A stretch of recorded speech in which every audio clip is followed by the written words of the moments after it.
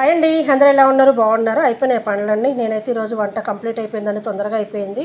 మామిడికాయ పప్పు, మామిడికాయ సీజన్ వచ్చింది కదా, వేడి వేడిగా బాగుంటుంది కదా, పుల్ల పుల్లగా కారకారంగా ఎండుకారం వేసి చేశానండి. అంటే అది వట్టికారం పొడి వేసి చేసాము. నేనైతే మామూలు పచ్చిమిర్చి చేస్తాను, ఈసారి అయితే వట్టికారం వేసి చేశాను. బాగుంటుంది. సీజన్ వచ్చింది కదా మామిడికాయ సీజను. ఇది వచ్చేసి చారు, టమాటా రసము. దాంట్లో నేను కాస్త చింతపండు, బెండకాయ వేసి చేశానండి. ఈ ప్రాసెస్ అంతా చేపించడానికి నాకు టైం లేదండి. చుక్కకూర పచ్చడి మాత్రం అప్లోడ్ చేశాను ఇప్పుడే వీడియో. ఎవరికైనా ఇంట్రెస్ట్ ఉన్న వాళ్ళు చూడండి ఎలా చేసిన ఏంటని.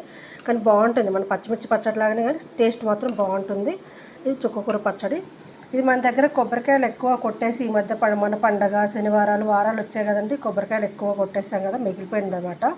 కొబ్బరిలు పాడైపోతాయని చెప్పేసి కొబ్బరి పచ్చడి చేశాను. కొబ్బరి పచ్చడి, మామిడికాయ పప్పు, బెండకాయ రసము అండ్ చుక్కకూర పచ్చడి, చక్కటి గట్టి పెరుగు. అన్నం అయితే అవుతూ ఉంది స్టవ్ మీద. ఇంకా ఇప్పుడైతే మేము ఈరోజు సాయంత్రం షిరిడీకి వెళ్తున్నాం. బాబాని కూడా ఒకసారి చూడండి ఎంత బాగున్నాడో. ఈరోజు సాయంత్రం ఆయన దగ్గరికి వెళ్తున్నాము. ఈరోజు మంచిగా దర్శనం అయిపోయి రేపు మాకు చక్కగా మంచిగా అందరి ఆయుష్ ఆరోగ్యాలతో అందరూ బాగుండాలి, అందరిలో నేను ఉండాలని చెప్పేసి బాబాకు దండం పెట్టుకొని మనస్ఫూర్తిగా దండం పెట్టుకొని వస్తాబ్బా. మీరు అందరూ ఆశీర్వదించండి, నేను చక్కగా దర్శనం చేసుకుని మంచిగా ఆయన దర్శనం బాగా అవ్వాలని. ఓకేనా? బాయ్.